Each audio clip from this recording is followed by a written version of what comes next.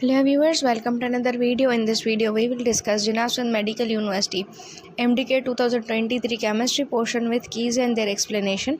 तो आज की वीडियो हम 2023 केमिस्ट्री पोर्शन को डिस्कस करेंगे। लिहाजा जो हमारी पिछली वीडियोस थी उनमें हमने बायोलॉजी का पोर्शन डिस्कस करवा लिया है और नेक्स्ट वीडियो में फ़िज़िक्स का पोर्शन डिस्कस कर लेंगे। ठीक है जी, बहुत सारे कमेंट्स आ रहे थे, हम आराम से सारे पोर्शन डिस्कस करते चले जाएंगे। क्लियर हो गई बातें। तो आज का जो हमारा टारगेट है वो है केमिस्ट्री का पोर्शन। तो स्टार्ट करते हैं आज के अपने फर्स्ट MCQ से। विच of the following reaction can be used for the conversion of ethyl alcohol into acetaldehyde, कि वो कौन सा रिएक्शन होता है जो कन्वर्ट करवाता है इथाइल अल्कोहल को एसिटाल्डिहाइड में। तो उसको हम बोलते हैं डिहाइड्रोजनेशन। तो वह डिहाइड्रोजनेशन का क्या मतलब होता है इस रिएक्शन में हम देखेंगे, लेकिन पहले इसका जो करेक्ट ऑप्शन है वो बनेगा option number B. Next slide पर हम इसका रिएक्शन देखेंगे। ये आपके पास रिएक्शन आ गया, देखिए ये हो गया आपके पास इथाइल अल्कोहल। इथाइल अल्कोहल को जब आपने कन्वर्ट किया एसिटाल्डिहाइड में तो इसमें से क्या होगा, ये डिहाइड्रोजनेट करेगा, मतलब एक हाइड्रोजन को लॉस करेगा। ठीक है ना, Na positive NaDH plus H। ठीक है जी, तो डिहाइड्रोजनेशन यहाँ पे हुई, हाइड्रोजन का बाहर जाना मतलब डिहाइड्रोजनेशन रिएक्शन। नेक्स्ट MCQ आ गया हमारे पास, which of the following is formed when excess of ethyl alcohol is treated with concentrated sulphuric acid at low temperature. इसमें 2 MCQs बनते हैं। यहाँ पे पूछ रहा है लो टेम्परेचर। देखिए कभी कभार ये पूछ लेता है हाई टेम्परेचर। अगर हम इथेनॉल को ट्रीट करें कंसनट्रेटेड सल्फ्यूरिक एसिड के साथ H2SO4 के साथ हाई टेम्परेचर पे तो हमारे पास इथीन बनता है। अगर यही रिएक्शन हम लो टेम्परेचर पर आएँ तो हमारा डाई इथाइल ईथर बनता है। तो क्वेश्चन की वर्डिंग को समझना, उसके बाद आंसर करना कि लो टेम्परेचर का पूछ रहा है या हाई टेम्परेचर का पूछ रहा है। यहाँ पर लो था तो इसलिए हमने ए कर दिया। उसके बाद which of the following will give iodoform reaction on the treatment with Na2CO3 and iodine. तो वो कौन सा रिएक्शन या कौन सा वो आयोडोफॉर्म रिएक्शन देगा, तो वो बनता है हमारा एसीटोन। ठीक है, ये बुक में रिएक्शन गिवन है, आप चाहें तो देख सकते हैं, इतना कोई ऐसे डिफिकल्ट रिएक्शन नहीं है। तो डी इज करेक्ट ऑप्शन। उसके बाद नेक्स्ट MCQ आ गया हमारे पास, by distillation of which of the following can be done to produce acetone. मतलब किसकी हम ड्राई डिस्टिलेशन करवाएं। जब भी आप कैल्शियम एसीटेट की ड्राई डिस्टिलेशन करवाएंगे ना तो उसमें आपके पास बन जाएगा एसीटोन। मतलब by dry distillation of calcium acetate the acetone is produce. तो इसका जो करेक्ट ऑप्शन बनेगा आपके पास वो बनेगा ऑप्शन नंबर ए, कैल्शियम एसीटेट। क्लियर हो गई बात है। ठीक है जी, तो इसका ऑप्शन करेक्ट है। उसके बाद हम चलेंगे नेक्स्ट MCQs के जानिब। यहाँ पे आपके पास नेक्स्ट MCQ आ गया, the elimination between alkyl halide and strong base takes place by 2 mechanism E1 and E2। How many steps are involve in one of those. मतलब एक रिएक्शन होता है, E1 भी होता है E2 भी होता है, लेकिन इन दोनों रिएक्शंस में कितने कितने स्टेप्स लगते हैं। देखिए E1 जो एलिमिनेशन स्टेप होता है ना उसमें 2 स्टेप्स लगते हैं। E1 है तो 2 स्टेप्स लगेंगे, E2 होगा तो 1 स्टेप लगेगा, मतलब एक दूसरे के ऑपोजिशन में चल रहा है। E1 है 2 स्टेप्स, E2 मैकेनिज्म है 1 स्टेप। तो इसका जो करेक्ट ऑप्शन बनेगा आपके पास वो ऑप्शन नंबर ए बनेगा। Which of the following is example of the tertiary alkaloid. कौन सा एग्जांपल है जो टर्शियरी अल्काइलाइड करता है। तो उसका जो करेक्ट ऑप्शन बनेगा आपके पास वो बनेगा option number D, 2 bromo 2 methyl butane. लेकिन इसका आंसर जानेंगे उसके बाद हम चलेंगे नेक्स्ट स्लाइड पर कि इसका किस तरह से स्ट्रक्चर बनेगा। यहाँ पे आपके पास आ गया 2 ब्रोमो 2 मिथाइल ब्यूटेन। 2 पे ब्रोमो लगा हुआ है, 2 पे ही मिथाइल लगा हुआ है और ब्यूटेन आपके पास 4 कार्बन हो गए। क्लियर हो गई जी बातें। सिंपल ऐसे क्वेश्चन, बहुत ज़्यादा ईजीएस्ट टेस्ट आया हुआ है, इतना कोई टफ टेस्ट नहीं था, एवरेज मॉडरेट टेस्ट था। उसके बाद radius of first orbit to hydrogen is 0.53 angstrom, which orbit has a radius of 4.77 angstrom. अभी देखिए बहुत ही आसान सा क्वेश्चन इन्होंने कर दिया, अगर आपने कॉन्सेप्चुअल पढ़ा होगा तो आपको आ जाएगा। फर्स्ट ऑर्बिट का जो है ना वो है 0.53। अगर आपको किसी भी ऑर्बिट का पूछें तो आप उसका स्क्वायर कर दें। अगर सेकंड का पूछ रहा है तो 2 का स्क्वायर करें, अगर थर्ड का पूछ रहा है तो 3 का स्क्वायर करें, अगर 4 का पूछ रहा है तो 4 का स्क्वायर करें। यहाँ पे 4.77 जो वैल्यू बनेगी ना वो थर्ड से बनेगी, मतलब कि तो वो थर्ड बनेगा। Next MCQ, which of the following has only one orientation space in the magnetic field. मतलब मैग्नेटिक फील्ड की बात की जा रही है, उसमें सिर्फ एक स्पेस में एक ओरिएंटेशन ही हो रही है। तो ये तो सिंपल कैरेक्टरिस्टिक है एस ऑर्बिटल का, इसमें तो कोई मुश्किल की बात ही नहीं है इस MCQ में, तो B is correct option. Next MCQs आ गए हमारे पास। What's the mass of one proton. ये तो मोस्ट रिपीटेटिव क्वेश्चन है कि कितना मास होता है एक प्रोटॉन में, तो वो होता है बराबर 1836 इलेक्ट्रॉन के। तो इस हिसाब से देखा जाए तो हमारा जो करेक्ट ऑप्शन बनेगा वो बनेगा option number A equal to 1836 electron.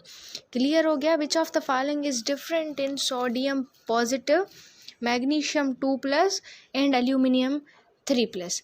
देखिए इस क्वेश्चन का ना जो वैल्यू था सबने तकरीबन मिस्टेक्स की थी।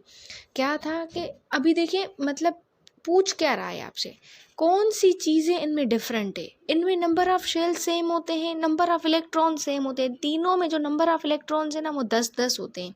10 सोडियम में, 10 मैग्नीशियम पॉजिटिव 2 में, 10 एल्यूमिनियम पॉजिटिव 3 में। इलेक्ट्रॉन कॉन्फ़िगरेशन भी तीनों की सेम है। नंबर ऑफ़ प्रोटॉन्स तीनों के डिफरेंट है, इसलिए पूछ रहा है कि तीनों में कौन सी चीज़ डिफरेंट है। सोडियम पॉजिटिव में 11 इलेक्ट्रॉन्स है, ठीक है, सॉरी 11 प्रोटॉन है। मैग्नीशियम पॉजिटिव में 12 प्रोटॉन है। उसके बाद एल्यूमिनियम पॉजिटिव 3 में 13 प्रोटॉन है। तो इस हिसाब से तीनों के प्रोटॉन्स अलग है, बाकी ये तीनों शेल्स इलेक्ट्रॉन कॉन्फ़िगरेशन तीनों की सेम है। उसके बाद what is the IUPAC name of stearic acid. Stearic acid का आयोपिक नेम क्या है, उसका नेम है ऑक्टाडायोइक एसिड। तो इसका जो बी ऑप्शन है वो करेक्ट है। IUPAC से बहुत सारे MCQs आ गए हैं इस बार। Which of the following is formed when acetone is oxidise. कौन सी चीज़ बनती है जब हम एसीटोन को ऑक्सीडाइज करते हैं। जब एसीटोन ऑक्सीडाइज होगा तो हमारे पास इथेनोइक एसिड बन जाएगा, मतलब कार्बोक्सिलिक एसिड बन जाएगा। लेकिन कौन सा, इथेनोइक एसिड। तो इस हिसाब से देखा जाए तो हमारा जो करेक्ट ऑप्शन बनेगा वो बनेगा option number B, that ethanoic acid. उसके बाद what is the IUPAC name of AB dimethyl valeric acid. देखिए वैलेरिक एसिड कहाँ पे भी नेम आए ना तो वो उसको पेंटानोइक एसिड आप बोल सकते हैं, क्योंकि उसमें 5 कार्बन होते हैं, या पेंटेन बोले कुछ भी बोले, लेकिन वैलेरिक हमेशा 5 कार्बन से ही रिलेट करता है। AB है इसलिए हमने 2,3 डायमिथाइल पेंटोइनिक एसिड कंसिडर कर दिया। So D is correct option. उसके बाद चलते हैं नेक्स्ट MCQs के जानिब। What volume of oxygen at STP standard temperature pressure required to burn 500 decimetre cube of ethene. कितना वॉल्यूम लगता है ऑक्सीजन का, तो इसका जो करेक्ट ऑप्शन बनेगा ऑप्शन नंबर सी बनेगा 500 डेसीमीटर क्यूब। लेकिन नेक्स्ट स्लाइड पर देखेंगे किस तरह से वो इसका सॉल्व देते हैं। ठीक है जी, तो हमने सॉल्व भी करा है, एक बार डिस्प्ले हो जाए तो हम सॉल्व की जाने चलेंगे। ठीक है जी, यहाँ पे आपके पास आ गया सॉल्व, यहाँ आप देख सकते हैं। देखिए ये हो गया आपके पास ईथीन, ये इक्वेशन राइट डाउन करें। ईथीन, उसके बाद ऑक्सीजन के 3 मोल्स, उसके बाद क्या बनेगा, कार्बन डाइऑक्साइड के 2 मोल बनेंगे, वाटर बनेगा। ईथीन और ऑक्सीजन का जो रेशियो है ना वो 1:3 है। तो जब हम 500 डेसीमीटर ईथीन को बर्न करेंगे तो हमारे पास 3 टाइम्स ऑफ द ऑक्सीजन आएगी। तो मतलब 500 multiply by 3 is equal to 1500 decimetre. थोड़ा सा कॉन्सेप्चुअल था लेकिन इतना टफ नहीं था, समझेंगे तो सॉल्व आसानी से होंगे। Valence shell electron configuration of element is 4s2 4p1। To which group does the element belong. ये जो बिलोंग करते हैं ना 3a से बिलोंग करते हैं। प्रेडिक्टेबल में होते हैं ना 3a वाले जो एलिमेंट्स होते हैं, ये उसकी कॉन्फ़िगरेशन है, ये एलिमेंट्स उस ग्रुप से बिलोंग करते हैं। क्लियर हो गई बातें। तो इसका जो करेक्ट ऑप्शन बनेगा आपके पास वो बनेगा ऑप्शन नंबर डी। देन हमारे पास आ गया calcium Z20 forms ionic bond. क्या बॉन्ड बना रहा है, आयोनिक बॉन्ड बना, क्योंकि कैल्शियम हमेशा आयोनिक बॉन्ड ही बनाता है। Z14 what is the chemical formula of calcium chloride. Simple सादा सा क्वेश्चन, लेकिन थोड़ी वर्डिंग सी अलग कर दी है इन्होंने। तो ये होगा हमारे पास कैल्शियम क्लोराइड का फार्मूला CaCl2। तो इस हिसाब से जो हमारा करेक्ट ऑप्शन बनेगा वो बनेगा option number B. Next MCQs के जानिब चलते हैं हम। Carbon dioxide and SO2 are 2 compounds. ये 2 कंपाउंड्स है। What does it describe this compound. ये क्वेश्चन रिपीटेटिव क्वेश्चन है, पहले जिन्ना के टेस्ट में आया हुआ है। मैंने अगर किसी ने जिन्ना का क्वेश्चन सॉल्व किया होगा ना तो उसको अंदाज़ा होगा कि ये क्वेश्चन फिर से आया हुआ है। तो कार्बन डाइऑक्साइड का जो स्ट्रक्चर होता है वो लीनियर होता है, नॉन पोलर होता है, और जो SO2 का स्ट्रक्चर होता है वो एंगुलर होता है और पोलर होता है। ये बाकायदा से बुक में फिगर भी दी गई है और उसकी एक्सप्लेनेशन भी दी गई है डायपोल मोमेंट वाले चैप्टर में। So C is correct option. What hybridisation is present on the carbon atom in ethyne is, यहाँ पे पूछ रहा है इथाइन sp।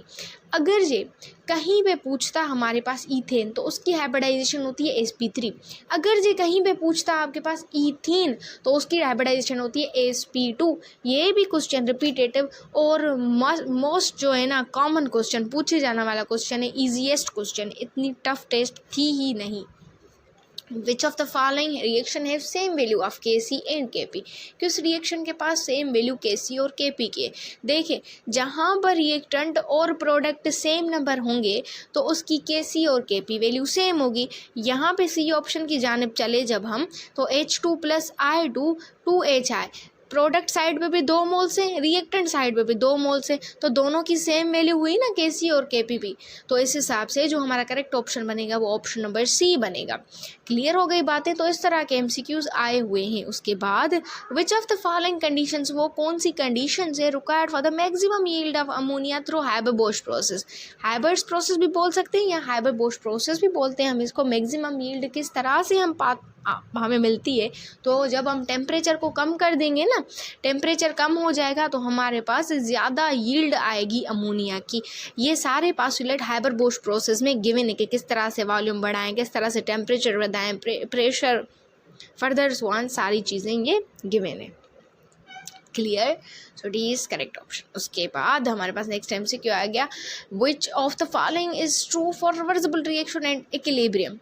कौन सी सही बात है रिवर्सिबल रिएक्शन इक्विलिब्रियम पर जब होगा कि तब हमारा rate of backward reaction equal हो जाएगा, बराबर हो जाएगा फॉरवर्ड रिएक्शन। मतलब जितना बैकवर्ड आएगा उतना ही फॉरवर्ड आएगा, दोनों में इक्वलिटी हो जाएगी। क्योंकि रिवर्सिबल रिएक्शन हमेशा ऐसा ही होता है, जिस तरह से फॉरवर्ड होगी उसी तरह से बैकवर्ड रिएक्शन की मुसलसल चलती आएगी। तो इस हिसाब से जो हमारा करेक्ट ऑप्शन बनेगा वो बनेगा ऑप्शन नंबर सी।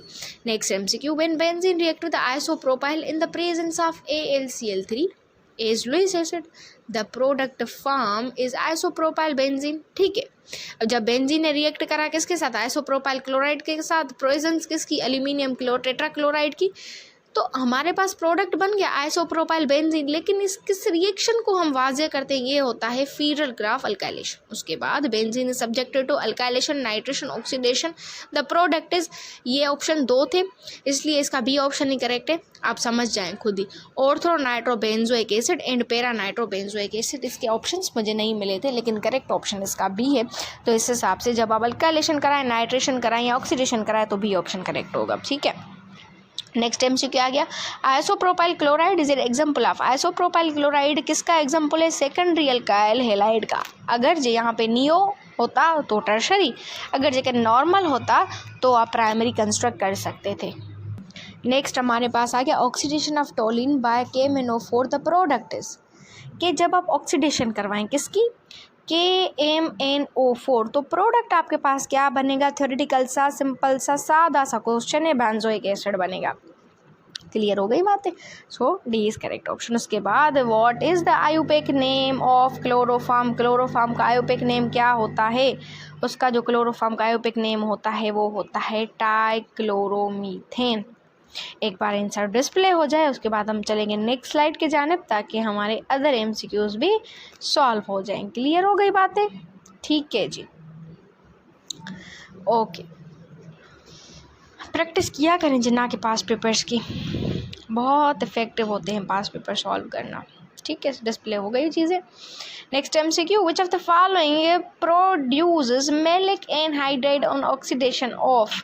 ये भी रिपीटेटिव क्वेश्चन है, अगर आपने पास पेपर करे हैं ना तो रिपीटेशन आपको पता चलेगी वाज़े तौर पे कि कौन कौन से क्वेश्चंस मोस्ट रिपीटेटिव आए हुए हैं। तो बेंजीन को ऑक्सीडेशन करवाएं तो आपके पास मैलिक। अच्छा, तो नेक्स्ट एमसीक्यू आ गया हमारे पास, what is the oxidation number of MN इन K2MnO4। इसमें ऑक्सीडेशन स्टेट क्या बनेगी, MN की, मतलब आपको पोटेशियम के भी निकालनी है, ऑक्सीजन की भी निकालनी है, उससे बरस्त आपके पास क्या आ जाएगी, MN आ जाएगी। ठीक है, इसका जो करेक्ट ऑप्शन बनेगा वो +6 बनेगा। देखेंगे कि किस तरह से हमने इसका +6 आंसर बनाया है। वो चलते हैं हम नेक्स्ट स्लाइड के जानिब। तो यहाँ पे नेक्स्ट स्लाइड आ गई हमारे पास, K2MnO4 4। तो पोटेशियम की कितनी होती है +1 ऑक्सीडेशन, ठीक है। मल्टीप्लाई करें 2 के साथ, एम मालूम करनी है इसलिए उसको एक्स कन्वर्ट कर दें। O4 है तो मल्टीप्लाई करें 2 के साथ, उसको 4 कितने ऑक्सीजन है 4 ऑक्सीजन है, तो = 0 हो जाएगा। जब इनको समअप करेंगे तो +6 आपके पास आ जाएगी। उसके बाद नेक्स्ट MCQ आ गया हमारे पास, in electrochemical series what is the electrode potential of all the metals above oxygen. मतलब अगर हम अबव द हाइड्रोजन की बात करें ना, तो क्या होती है उसकी इलेक्ट्रोकेमिकल सीरीज़, वो क्या होते हैं, उनकी प्रॉपर्टीज़ क्या होती है, तो वो नेगेटिव होते हैं, ठीक है जी।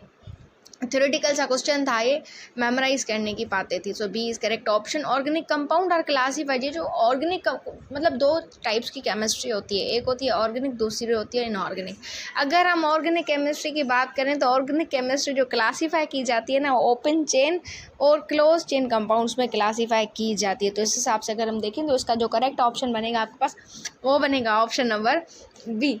चलते हैं नेक्स्ट MCQ के जाने। Which of the following are the 3 isomers of pentane. Pentane के आइसोमर्स पूछ रहा है, कौन से 3 आइसोमर्स पूछ रहा है। उसका एक आइसोमर होता है एन पेंटेन, दूसरा आइसोमर होता है 2-मिथाइल ब्यूटेन, और तीसरा आइसोमर जो होता है वो 2,2-डायमिथाइल प्रोपेन होता है। तो इस हिसाब से जो हमारा करेक्ट ऑप्शन बनेगा वो बनेगा ऑप्शन नंबर ए। चलते हैं नेक्स्ट MCQ की जानिब। जब तक स्क्रीन पर डिस्प्ले हो जाए तो हम चलेंगे अपनी नेक्स्ट स्लाइड पे, ठीक है जी। उसके बाद आ गई हमारे पास नेक्स्ट स्लाइड, ये रही। Which type of isomerism can propanol and acetonol exhibited. मतलब जो प्रोपेनॉल है सॉरी, और एसीटोन, ये कौन सी प्रॉपर्टीज एग्जिबिट करती है। इनके पास फंक्शनल ग्रुप आइसोमरिज्म होता है, इनके पास फंक्शनल ग्रुप की डिस्टिंग्विशन होती है, इसलिए हम इसको फंक्शनल ग्रुप आइसोमर्स बोल सकते हैं। जो है इज करेक्ट ऑप्शन। उसके बाद graph of the volume varies temperature pressure at constant temperature.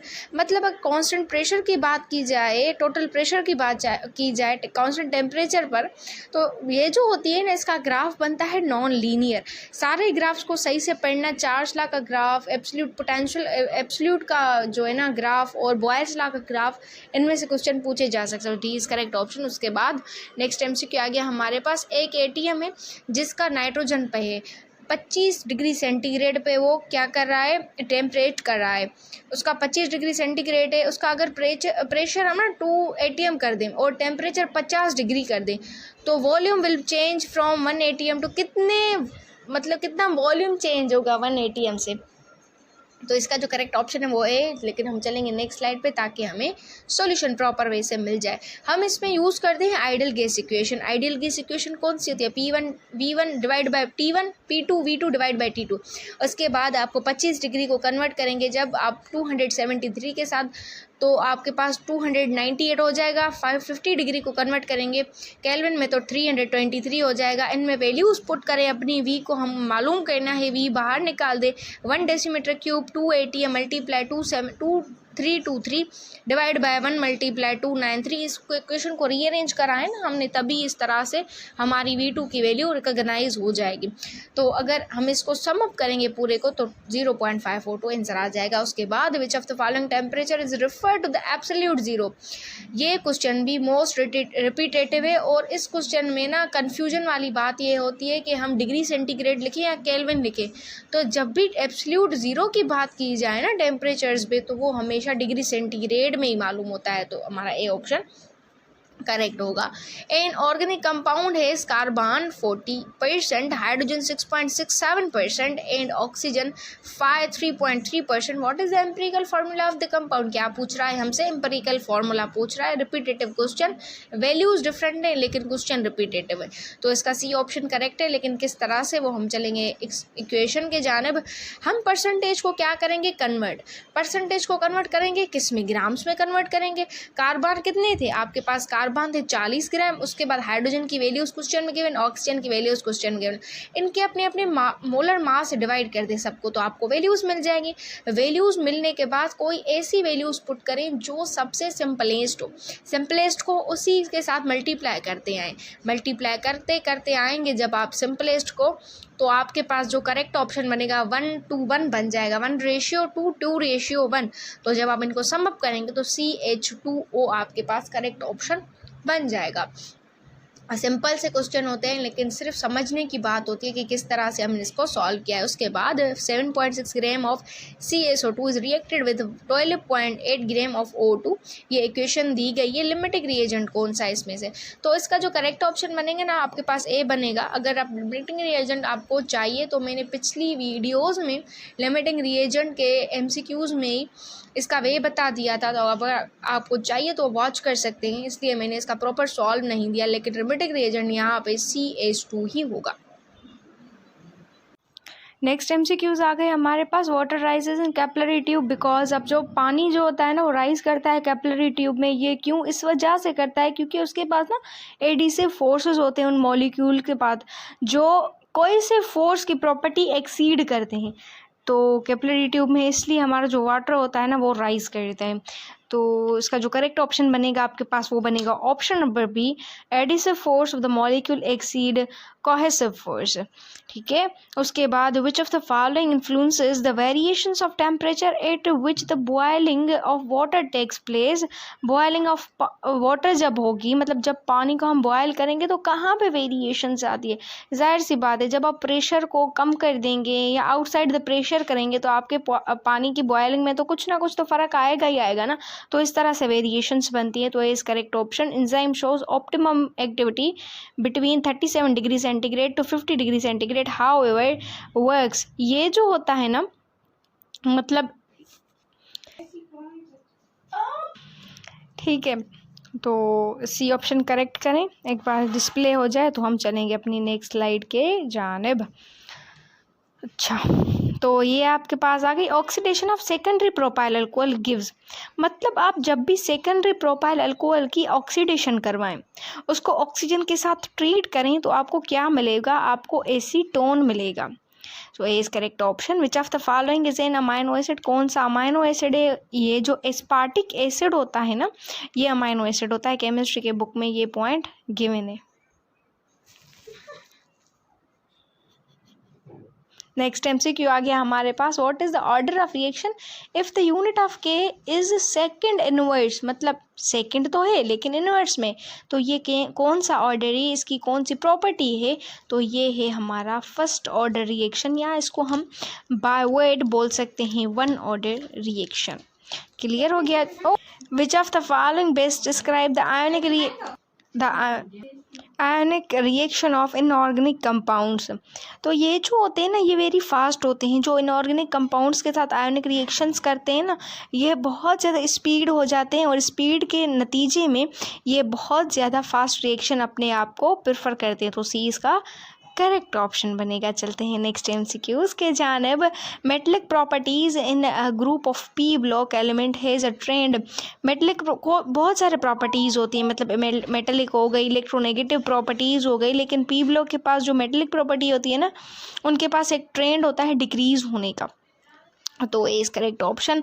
Super oxide of group 1A element has the formula. Super oxide मतलब एक होता है नॉर्मल ऑक्साइड, दूसरा होता है पर ऑक्साइड, तीसरा होता है आपके पास सुपर ऑक्साइड।